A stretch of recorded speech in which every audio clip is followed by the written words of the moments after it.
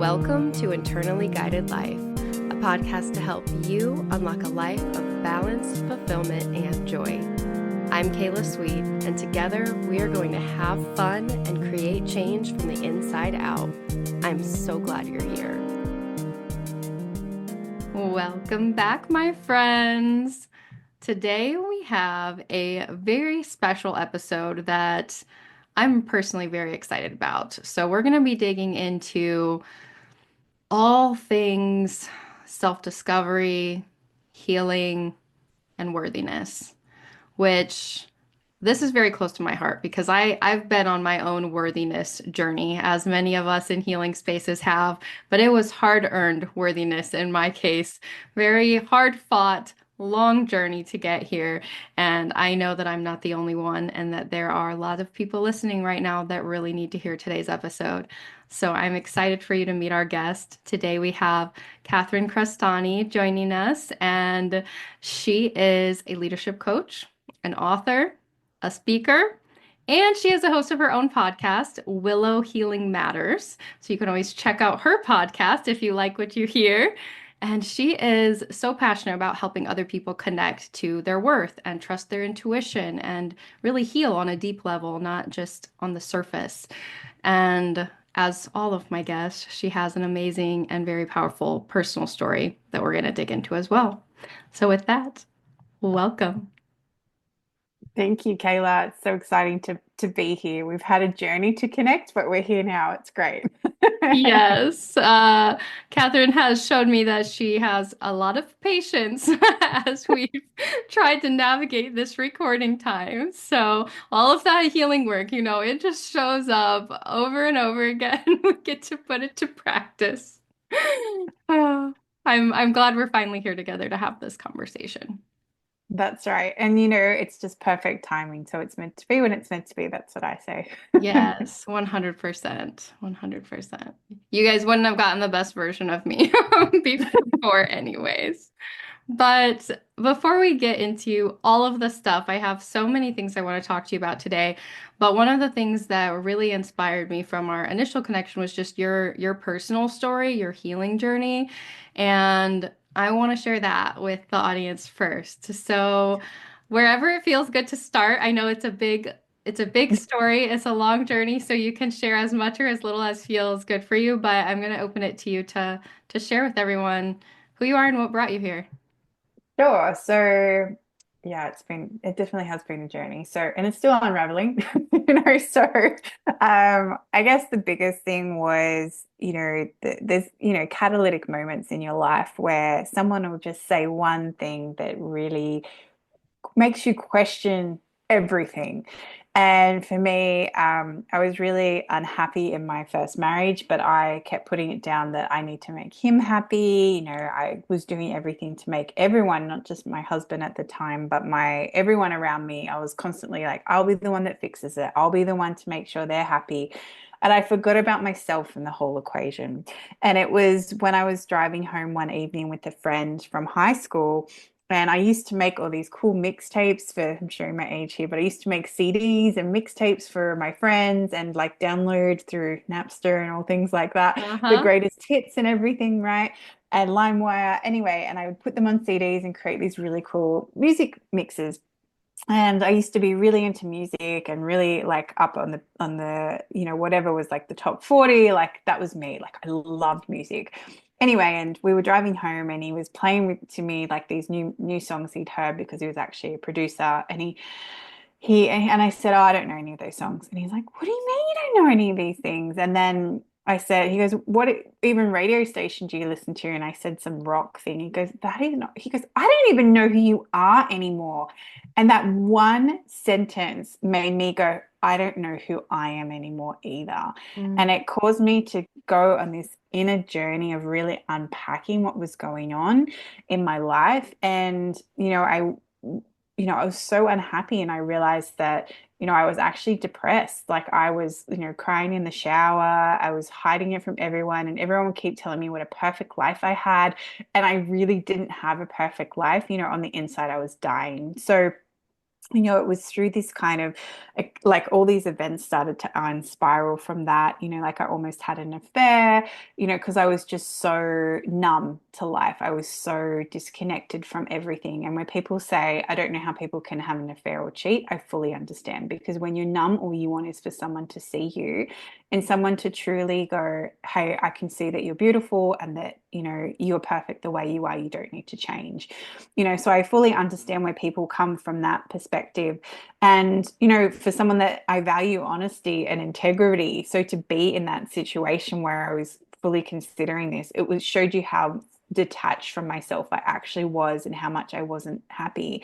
So then I made the decision to, be brave and find the courage to actually leave my first marriage. And the reason that was so powerful was um, I remember the point where I knew it was done, and I walked into a friend who'd been helping me, like actually my naturopath. He does a lot of emotional stuff, and I'm like, I can't do this anymore.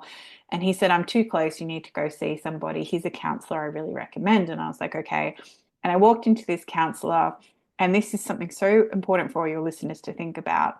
And this counselor said to me, what if I told you you had to stay in this marriage for another 10 years? And I was like, ugh, like, almost panic attack. And then she goes, what if it was 5 years? And I said, well, what's the point? Like I want to have kids at some point. I don't want kids with him. And she goes, what about a year? And I'm like, And then she goes, what if I said to you, you can leave right here, right now? And I just went, like it was just, I needed someone else to tell me that permission and to tell me it was okay to do that, and then, I grew up in a Catholic family and divorce wasn't a stranger, but it was still like, still had to unpack all those cultural beliefs and everything like that. So when I decided to actually leave my first marriage and really claim back my power, I was so happy. All my clients were like, hey, have you lost weight? And I joke and say like 90 kilos because that's what my ex used to weigh. Like, and they're like, wow, I didn't even know you weighed that much. And I was like, I didn't, I was like, I'm getting divorced. And they said, oh, we're so sorry to hear that. And I'm like, I'm not. It's just, this different, like it was so interesting. And then I was so happy and so in myself. And for the first time in a long time, because I got married quite young, my first marriage, I got married at 21. So Mm. I was really young when I got married. And, through accidental connections and things like that, I ended up meeting my husband not very long after that. And he truly saw me for who I was, like my husband now.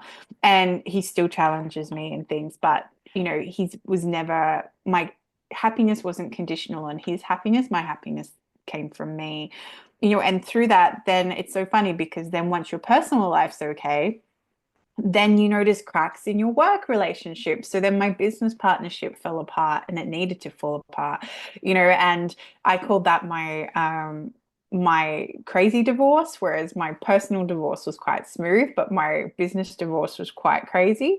And but in the midst of that, I started my own company and started growing it, and I started the grassroots, and it grew and it grew and it grew. And within that too, I went on a spiritual journey and started to awake all my spiritual gifts because everyone kept telling me how fulfilling my job must be. And so my background is as a speech language pathologist. And, yes, I get to help children to speak, I get to help them say their first words, but I never felt fulfilled and I didn't know what it was. And it was just always this yearning that there was something bigger, something more, and that's where it sparked me to go on my spiritual awakening and unveil all these gifts. But in the midst of that, I was pretty much had created a company that was so toxic for myself, where everyone depended on me. I made myself the centerpiece, but in a bad way, where no one was independent and everything came back to me. I didn't sleep. I was working 24/7. Like even when I went to sleep, I'd have insomnia. I'd wake up and start sending emails in the middle of the night because I figured out how to do delayed send. It's the insomniac's best friend, and it's really good for hiding what's going on in your life as well.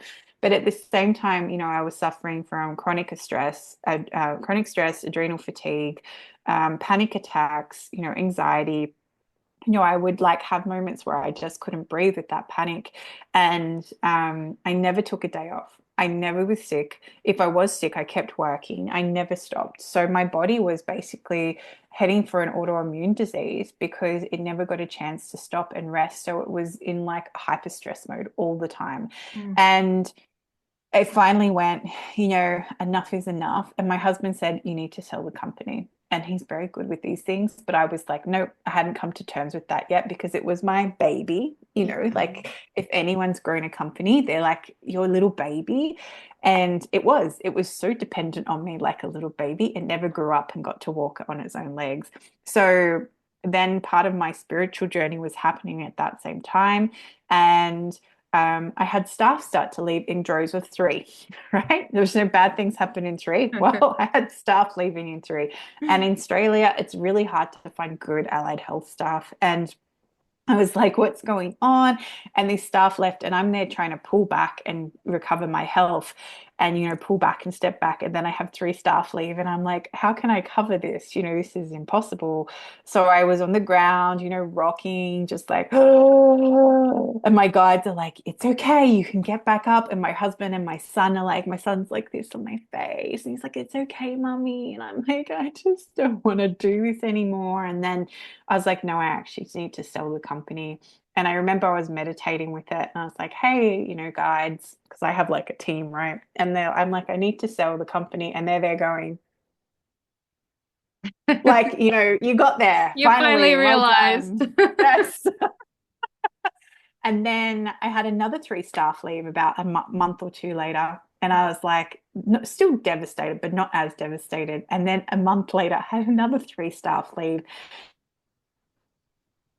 And by that point, I'm like, they're not meant to be in my life anymore. This is, not my path. I need to really make some changes. And then I knew it was done, because that's what happens with the universe until you fully learn your lessons and what comes up, it'll keep coming up and keep spiraling back. That's why we get trapped in the same relationships and the same patterns, because until we learn the lessons we need to learn, we'll keep attracting the same people. So then through there, I sold my company and I was like, great, sweet. We've got all this money and, we can pay off all these debts. And we got some batteries so we could go off grid. And we're like, great, we'll be fine. I can have a holiday and not worry about money. And then it was all gone. And subconsciously, I didn't believe I was worthy of it. And we went back to living paycheck to paycheck, which was so limiting. And I'm like, no, there's something not right here. I am missing something. Like, why have we gone back this way? Like, we're meant to be paving forward. I couldn't get clients. I couldn't attract income, like individually, like outside of the restriction.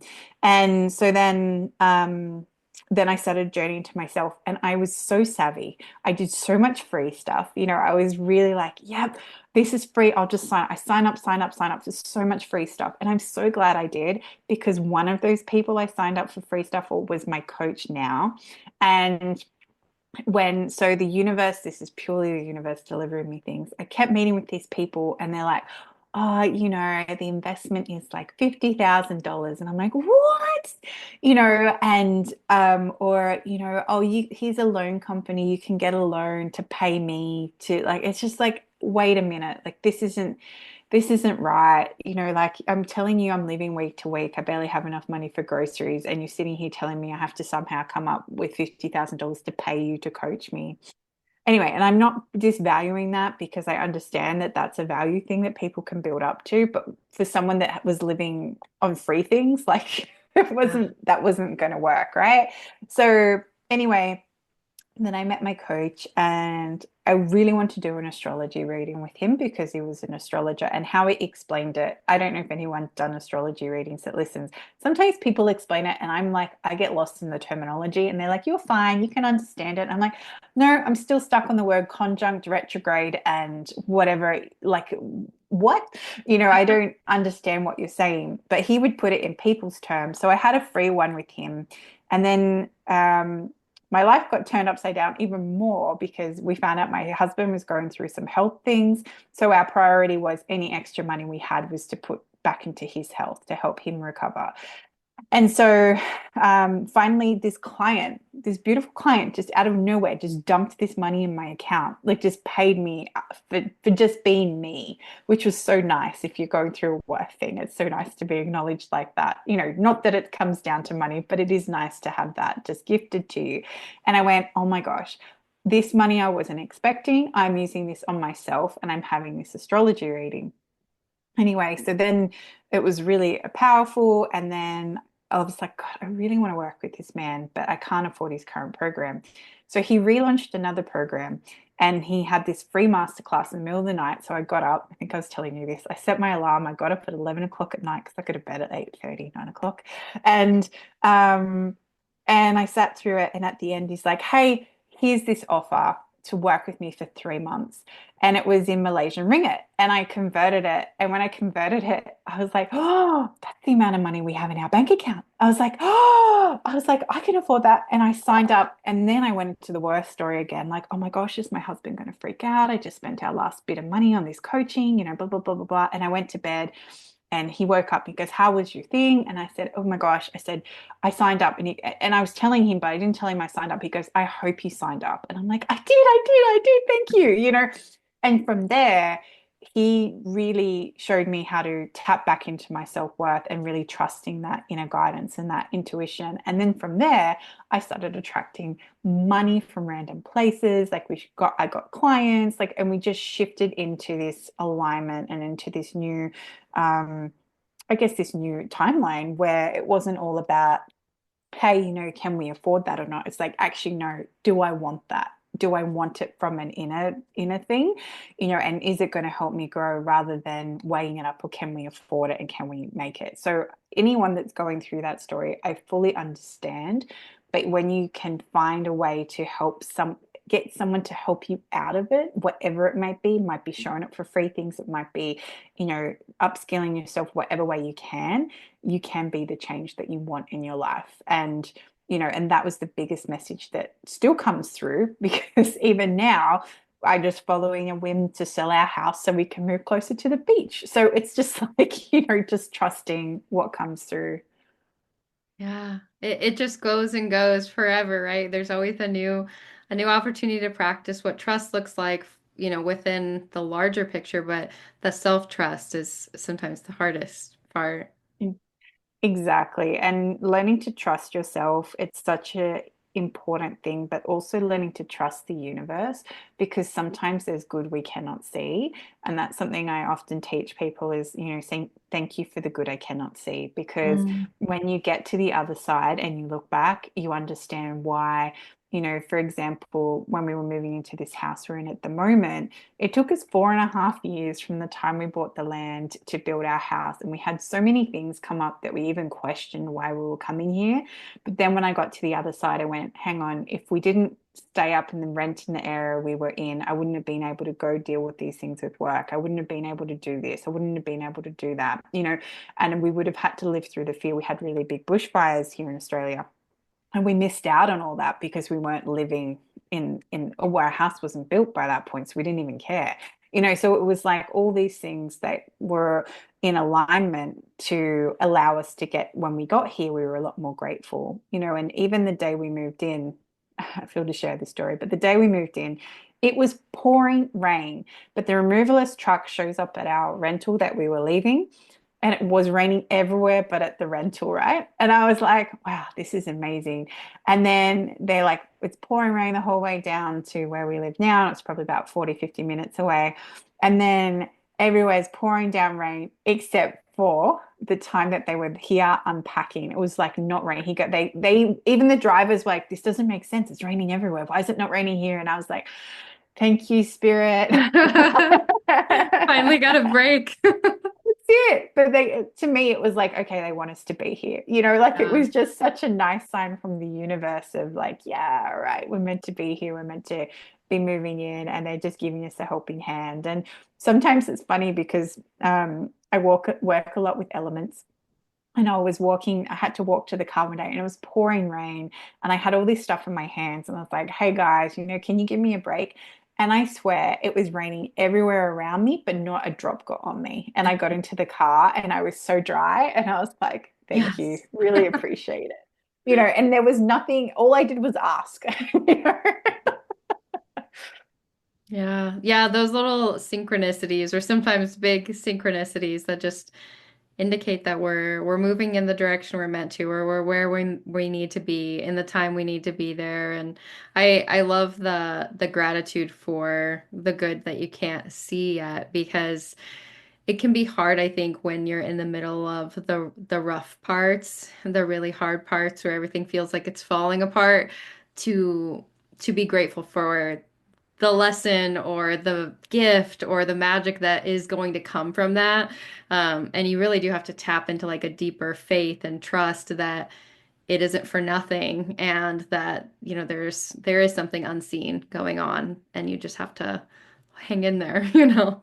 Yeah, and often when whatever's happening in our outer world is a reflection of what's happening in our inner world. So, you know, for me, I was pushing, pushing, pushing, and my car, I don't know if I shared with you this. So my car this day, I kept seeing, like, I kept feeling like I needed to change the battery. And I was like, putting away, putting away. And I also kept hearing intuitively, you need to change your tires. And I knew I needed to change my tires. And my husband's like, yeah, yeah, we'll get to it. We'll get to it. Anyway, so I'm dropping him off at work, and I went to pull up at the gutter to drop him off. And I swear something grabbed the steering wheel with me, and I ended up ramming straight into the gutter. And of all the places to hit the gutter, it was a bit of the gutter that was broken. So it pierced the tire, which then, and then my poor husband's there changing the tire. Anyway, but the point was then I had to change my tires. So the next day I like found this place and they came to my office and was like, great, perfect, you know, great.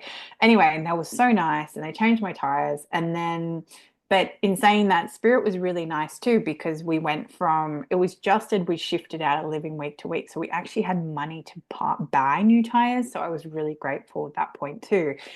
And then I get a phone call and they're like, hey, we finished changing your tires. I'm like, oh, great. Do you need me to take it to the parking spot? They're like, that's not the problem. We actually can't kick your car over. The battery's dead. And I'm like, no. So I was like, okay. Anyway, so then I had to wait till I finished work before I could go deal with that issue. And then fortunately, I rang up this place and it was the last battery that would fit my car that they had, and they could be out in 30 minutes. And I was like, thank you, you know, and I'm sitting there and I'm like, all right, I understand. I have been ignoring myself and making myself run on empty, essentially, to the point where my car was actually saying, hey, if you don't pay attention, you're going to blow a gasket or you're going to blow a tire and run out of battery and run out of steam. And it was that, you know, if you don't pay attention to these things, the universe just keeps turning up the dial. So at that point I was like, okay, I need to rest, I need to take a break, I need to reset and recover, which is exactly what I did. But it was my car showing me that that's what was happening within me.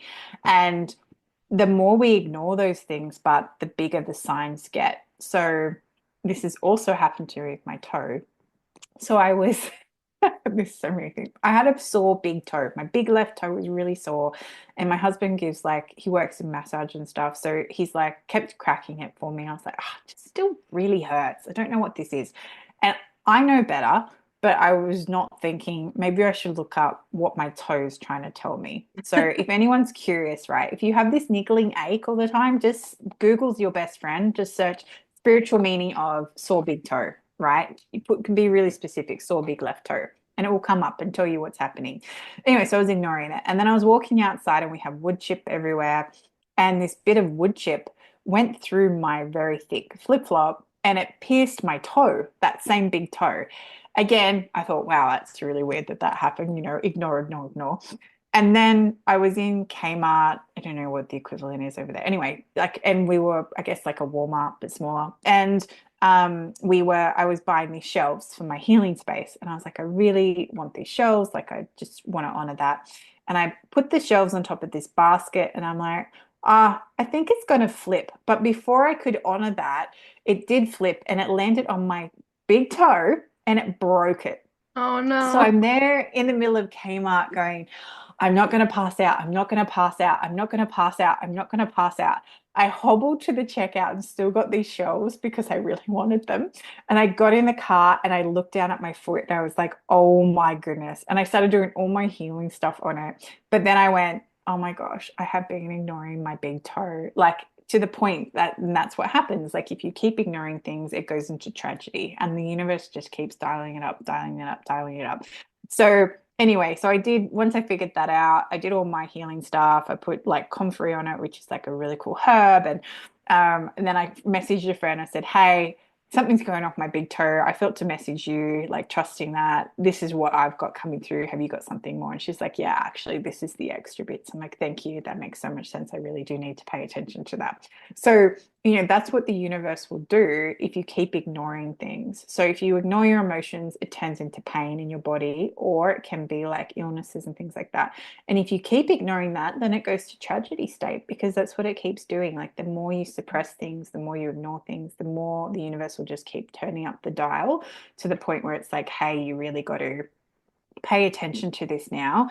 And we're literally throwing it in your face. So, Right. Yeah, until you can't ignore it. And sometimes we, unfortunately, because we do tend to ignore, we almost need the tragedy to snap us out of it at that point because we're just so disconnected from those initial messages. That idea of, what's happening within you is being reflected in your environment. I think most people can relate to that, but I know when I think of like my rock bottom, like the hardest moments of my life when everything in my environment seemed like it was going wrong. It was also the time when I was just totally hating myself, just picking myself apart, just making myself miserable.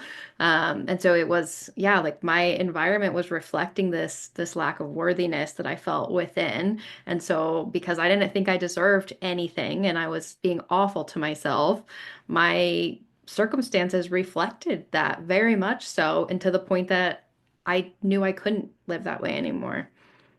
yeah, and it's, you don't want to get to that stage, but most of us do have to get to that I stage. know. It's like I'm Or grateful for the moment because then it's like in hindsight, I can see, there was a turning point. Like you were explaining all these stories and the lesson that came, but we do have access to those inner resources and that worthiness without the pain and hardship. Sometimes it takes the pain and hardship to open our eyes to it. yeah, and it's about courage too, like when we are in those rock bottom things, it's accidental courage, right? Like, you have to have the courage to step Hmm. out of that situation because there is no choice. Like, you have to be courageous. But when you are choosing to be courageous and move through that fear, even though it's the unknown, because most of the time fear shows up just because we don't know what's coming, right? And to have the courage to step through that, that is when you can really change your life from a more powerful perspective, because you haven't had to get to that, and you've chosen to get there before it gets to that extreme. And then you're almost, it's not, for lack of a better word, but it's almost like then you're controlling it a bit more, rather than getting to that point where you're pushed and you're pushed and you're pushed, and then oh, it's like, oh no, I don't actually have any control anymore. I'm going to just go into this accidental courage, Right. and then Yeah. it's not, yeah. It's like, well, I have to be courageous now because otherwise I'm going to be stuck on this floor crying and rocking in a ball, rather than stepping and choosing to be the change I want in my life. Yeah. So, if we want to not get to that point, right? If we're trying to start to move into some enoughness and some worthiness, how how did you begin to untangle some of the things in your environment and some of the stories we tell ourselves about what success and worth is and what was actually happening in your internal landscape? Like, what did that process look like for you? Hmm, that is a very good question. It's very multi-layered. So Yeah. first thing was, I figured out, because we have chakras, which are our energy systems, and I knew intuitively and I felt it. My solar plexus was imbalanced, and that is where your power comes from, right? So I bought like aura sprays to start working on that. I would do meditation around that. But the biggest thing is that it's such a powerful exercise, and I do it with my coaching clients too. My coach did it with me, is actually write down everything you do, especially as a mum or like as a partner, that you do in your day every day. and actually have a look at all those things, like the laundry, cooking, picking up after animals, doing pick up and drop off for your child, bedtime, plus everything else that you do in there, and really actually looking at that and then trying to put a dollar figure to that. Mm. It's like, you actually realize you are worth more than you take, and seeing it on paper can be such a powerful exercise to actually pull yourself out of that. I'm just a stay-at-home mom, or, I'm just, whatever, a person like a receptionist in the business, or it doesn't matter what level you're at. When you start to list all those things, you realize how invaluable you are. And when you can realize that you are actually a blessing, and no matter what aspect of life you are, it doesn't matter if you're working as a clerk at a shop, it doesn't matter if you're a janitor, it doesn't matter if you're a high powered CEO. We're all here because we have something unique to share with the world, and we have something really special to share. And just because someone is doing the same thing as you, like I've met so many other leadership coaches, and like their story of empowering mums and stuff is so similar this week. But then I thought we all do it a different way, and it doesn't always resonate with someone different. So it was really coming back to that and really diving deep into my shadows. So a shadow is like the dark parts of yourself that you don't want to acknowledge, and when you can make friends with your flaws and your triggers and all the things you hate about yourself, if you can learn to love those, then you will feel worthy. Because when you learn, they don't go away. This is the thing. We can never shift them completely. So for me, self-doubt and self-sabotage has been such a big thing in my life, especially self-sabotage. Like I have an incredibly good memory, so I did really well at school, but then we got to our final year. So in Australia, we do something called in year 12 where in Sydney we do something called the HSC. And that year of schooling, everything counts. But my brain went into self sabotage mode. So instead of just being my usual studious self, it was like, put all this undue pressure on it. And I'd go into an exam and completely blank out, right? And somehow still scrape together a mark. And it was through like that, recognizing that self sabotage behavior. Then I wrote this novel, and all I had to do, I was going to submit it to a publisher. And all I had to do was write the synopsis and a biography. So it's like the easy part. I've just done 90,000 words, right? Edited thing. And I'm like, all I got to do is submit it. And I went into this spiral. And instead of staying in that spiral, because I could catch that that was my self-doubt and my self, sabotage and those behaviors, I could cry it out, sit there and feel it, but then pull myself back out and actually just keep working through it, and then did it. And I was like, oh, that wasn't so bad, but it's until you recognize those triggers in yourself and those things that always come up, so if you've someone that always questions your self-worth, 100%, when you have to tell someone, hey, this is the price for my services, and I'm still guilty of this, then you'll still get this doubt like, oh, am I charging too much? Is this too much? I don't like, is this too much? But it's really not, because you've been through all these things. And I saw this really cool thing. My husband shared it with me on Instagram, and it was like there's an engineer came and this boat broke down. I don't know if anyone's seen this, but there was this motor, and he had to come and look at the motor, and he spent 30 minutes looking at the motor, and then he got his hammer out and he did one little hammer, and all of a sudden the motor started working. It was fine, you know. And then he sent an invoice to the company, and it was for $10,000. And they're like, "How can you charge us $10,000 for like 30 minutes of your time and doing one little thing?" He said, "Well, I've been doing this for 30 years. So you're paying for all the time that it took me to learn to know that's exactly where I need to hit." And that is a true measure of your worthiness too. Everything you have been through, every high, every low, every journey, every story, that is a measure of what you are worth to society. And it doesn't matter what role you have, that is where your worth comes through. And from learning that for me, I was like, actually, no, I am here for a reason. I do have worth, and that is where you can keep coming back to. And like I said, the doubt still comes up, the worthiness still comes up, but you can recognize it and you move through it a lot better than getting stuck in that depressive spiral where you feel like I'm never going to be good enough. And I find too, when you're tired, that voice comes out like Mm. right? Yeah. Yeah. Uh-huh. It's like, If you I'm know, tired, if I haven't eaten, oh, uh-huh. yes. Yeah. Hang Anger is such a real thing. But, it's like just being really conscious of that too, of like, okay, I'm tired. I'm not going to make any decisions in this mindset because it's not the best mindset for me to be making these decisions, and if you're exhausted or you get things. So even it's happened to me the other day. I was having incredibly challenging Mercury retrograde day. So, if anyone listening is not sure what Mercury retrograde does, it breaks down communication, technology doesn't work, travel's impacted, it brings up all our shadows and our doubts in ourselves. And it's a time for us to reflect on things. Like if you have contracts, you have to sign, triple check them. Like, this is the point, like the extreme, these energy impacts us.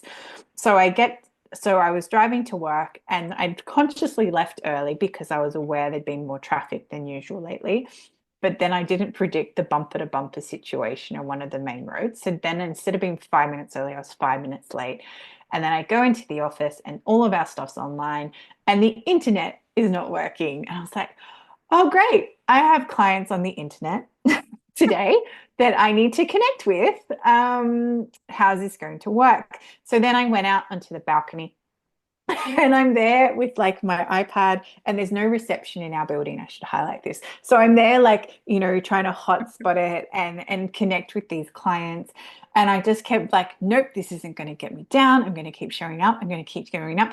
And then I got this email basically just asking me to fill in this form. And I found it so triggering at that moment because I was trying so hard to hold everything together and like, trying to still show up as me, like as you see me, this is me normally, to point where people go, do you pretend to be this way? I'm like, no, this is actually just how I am, and it was just enough to just like, it was too much. And I just sent it to my coach and I said, I don't know why this is so triggering. He goes, because you were holding everything else together and you were actually like running on empty, and it was just too much right then. He goes, just wait, just sit on it and just fill it in when you feel to. And then sure enough, within 2 days, I was like, had reset and I just filled it in like no problems. But it's also catching yourself in those moments too. And that's why getting to know yourself is so important, because that's why all these practices are coming back, like numerology and astrology and human design and gene keys, and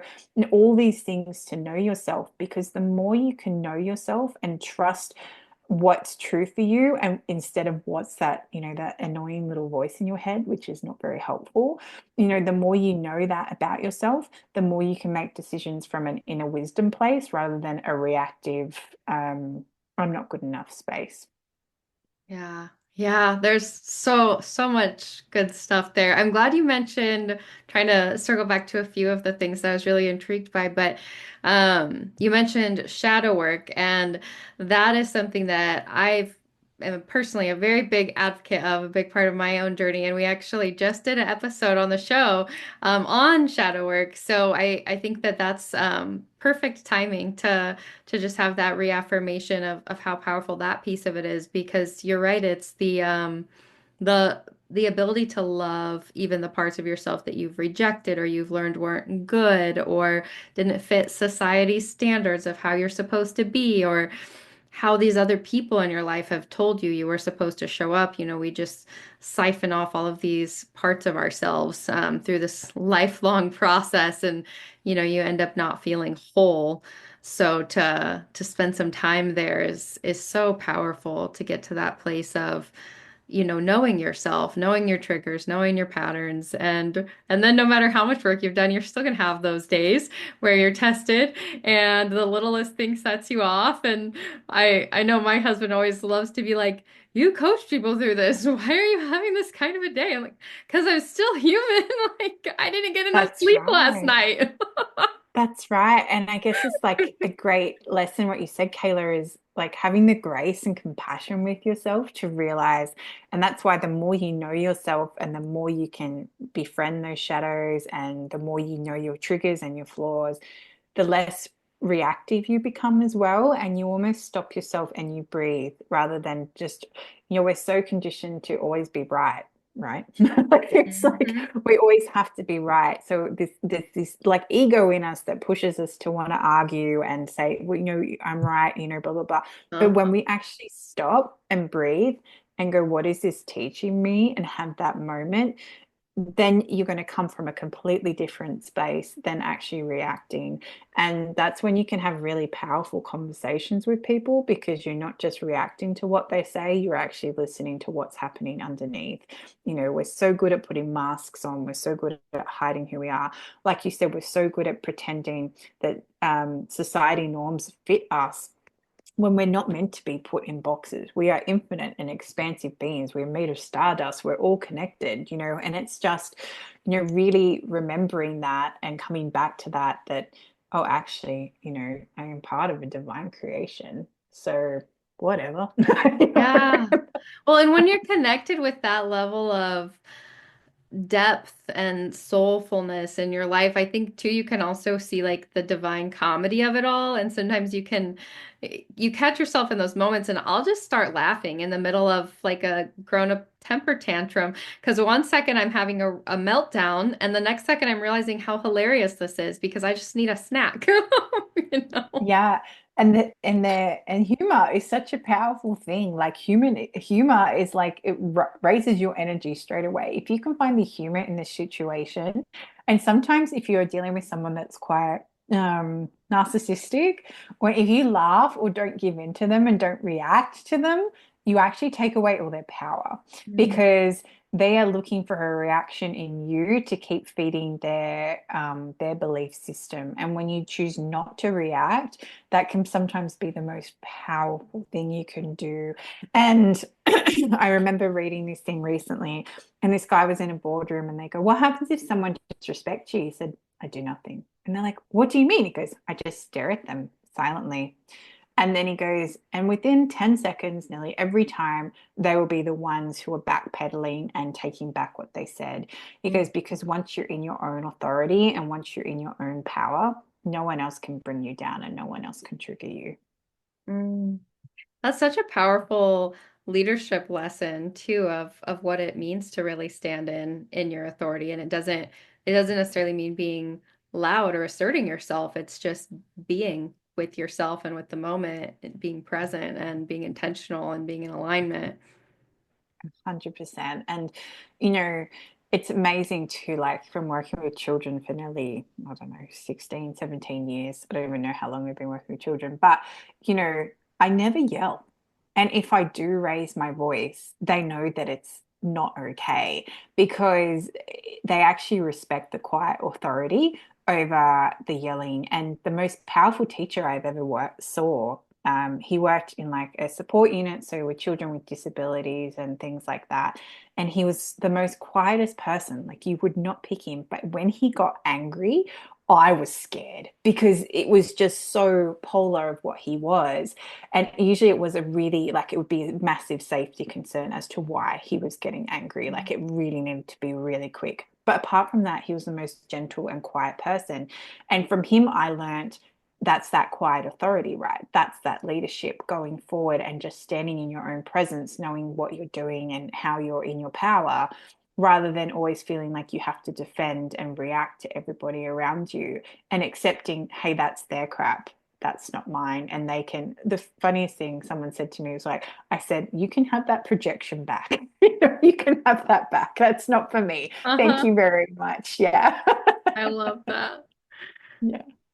I love that this conversation it kind of took an unexpected turn, but it makes perfect sense because I know leadership coach is one of the things that you do, and we started with the inner worth and the worthiness, the enoughness, and the self-discovery journey, and we've found ourselves at this place of authority and personal power. And it makes perfect sense to me how we got here, but I would be curious to hear a little more of how you kind of draw the lines between this enoughness and this self-discovery journey and the leadership process.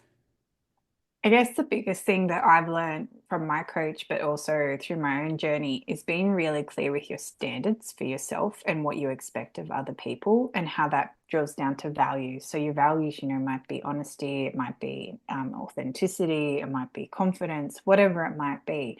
And then you have non-negotiables. So for me, non-negotiables is my time with my family. That does not get trumped on by anybody. And it's amazing when I drew that boundary or that line, how many people kept trying to overstep that. And I just went, nope, not happening. Nope, not happening, And when you get really clear on that, so another non-negotiable for me is like I connect in with God every day to see how I can serve, because for me that just sets my intention for the day and helps me remember that there are things bigger than me, right? And so, and also connecting with nature. So you have these things that you do to yourself to honor you. And then from that, you can be a leader because your cup is full. You can then inspire other people. But really, the true leadership comes from leading yourself. No one's going to tell you to go send that email, or no one's going to, you're an adult. No one holds you accountable anymore. You have to be accountable for yourself. And that's why it's really nice to have support around you too, because we're not meant to do this alone. And the greatest leaders, if you look at anyone in like a leadership position or someone that you just find is really successful, they always tell you that they have a good team around them. They'll call it the dream team. They'll have, athletes have their personal trainers and their coaches and their, whatever it might be. Good leaders will have their staff that, their assistants and their staff and their fellow members that will help them in their powerful company. Because when you try and do it all yourself, which is what I was guilty of running my business, that's when you end up realizing that you can't do it all yourself and you're not actually being a leader. You're being more a dictator because you're telling everyone else what to do. And a true leader will lift people up with them and help them rise, right? Rather than help like getting to the top and then pushing everyone else down. And I feel that too is a reflection of the shift happening in society, because we've had this patriarchal dominance, like everyone has to outdo everybody. And there's this shift now to actually being more in the feminine, which is actually, okay, how can I support and connect and raise everyone else around me so that we are all equal? And even though I'm like the leader, I'm creating other leaders at the same time. Yeah. Yeah, it's, we have to do that work for ourselves first. And then once you can lead yourself, you have the capacity to lead others, but that doesn't mean that you are at the top of the hierarchical, triangle or whatever, however you want to imagine it. These old styles of leadership that, aren't effective and are, in many cases really harmful to people and to the leader themselves. It's really about creating that community from that place of healing and alignment. Yeah, and leadership doesn't just mean from like under you. It can also be people on the same level as you and people above you. Like leadership's from all aspects. It doesn't have to just be, oh, but most of the people you attract are 10 steps behind you. And you have that compassion, and especially you being a coach, Kayla, you understand that. Like the people that work with you are always perfect because you've been there, you've been in Mhm. that situation, and that's why they're attracted to you, because you can help them move through that. But then you're also moving forward. So as they're moving forward, you're pulling them forward with you so that you can all move forward and empower each other in your lives. Yeah. Yeah, it's such a beautiful process. And I think when you spoke to like leading laterally too, I mean, that happens in whatever workspace you occupy. It happens in your family life, it happens in your community. And sometimes people maybe do have some level of development that they've done, but in a different way. And so you get to kind of take turns. Like at some point, you're the one maybe taking the lead, and then at other points, you need to be led, depending on each of your, niches and gifts and strengths and areas of development and experience. 100%, and it's learning too that you can't do it all. Like I've learned how much I hate editing, so I hired an editor, but I had to go through that process to get to that point. But before that, I wouldn't have known that I didn't like editing. It was just weighing in that I went, actually, no, I can't do this. I miss writing. I want to write. I don't want to edit, So, Yeah. and it's about acknowledging those things too. And, you know, I can't think of her name, Gillian, that was on Biggest Loser and things like that. When someone interviewed her to ask how she built her business, she was like, I just found people that knew how to do it. She's like, I'm not into business, I'm into fitness, but I found people that could help me and support me. So that's the biggest thing I think for all your listeners is to remember that you're not meant to do this alone. You're meant to have support and you want to find the right support. So if people are telling you you can't do what you want to do and this vision that you have, they are not your people. They are not the ones you should be surrounding yourself with. You want to find the people that say, all right, I love your vision. How can I assist you or empower you to get there? Or what do you need from me to assist you to get there? And they're the people you want because they're the people that are going to support you on your journey. And, even if it's a tough love relationship, that's okay too. But you just want someone that can, give you that feedback and be really honest and not pull you back down to where you were. Yeah, 100%. You are not meant to do this alone. I feel like that's a beautiful thought to come to the end of our conversation on. Is there anything else that you want to share before we wrap up? I'll just open it up. Yeah, I feel the biggest thing is that, when you are the creator of your life, and it's never too late to change. And if you really want to create that change and impact in your life, just pick one thing and focus on that first and just do something. It might be, I'm going to meditate every day. I'm going to do a bit of yoga every day. I'm going to drink more water every day. Whatever it might be, just pick something that you can change each day to prove to yourself that you can do it. And if you can make it to 21 days, you've got a new habit. So, you just have to get over that hump. And from that, you can create whatever you want. And even if society doesn't understand, it doesn't matter. Just create the life that you want that's perfect for you because you're the one that has to live it, not them. Yes. Ugh, that is a beautiful, beautiful spot to end on. I second all of that. Think of one thing right now. Where can people find you if they want to stay connected? Yeah, so they can find me on Instagram, which is Willow Healing SH, or you can find me on my website, willowhealing.org, or like you said, I have a podcast, Willow Healing Matters, which is on all the podcast players. And yeah, if you want to learn some alternative health practices or listening to some people that have changed their life, that was pretty much behind the podcast. And there's been some really amazing people. So yeah. Amazing. Well, I will put all of those links in the show notes so that people can find you very easily. Thank you for spending this time with me. It's been such a joy. Thank you, Kayla. And I'm glad it finally aligned. And thank you Yes, for having me on. of course. Well, to everyone who's listening, I hope you've enjoyed this as much as we have. And show yourself some love. Take care of yourselves. Until next time. Bye. Thank you for listening. If this episode spoke to you, please take a moment to follow, rate, and share it with someone who might need it. If you're looking for more tools to help you thrive in your life, or if you're curious about working with me, please visit my website at internallyguidedleadership.com. You can find me on Instagram, Facebook, or TikTok at Internally Guided Coach. Be gentle with yourself out there, and I'll talk to you next time.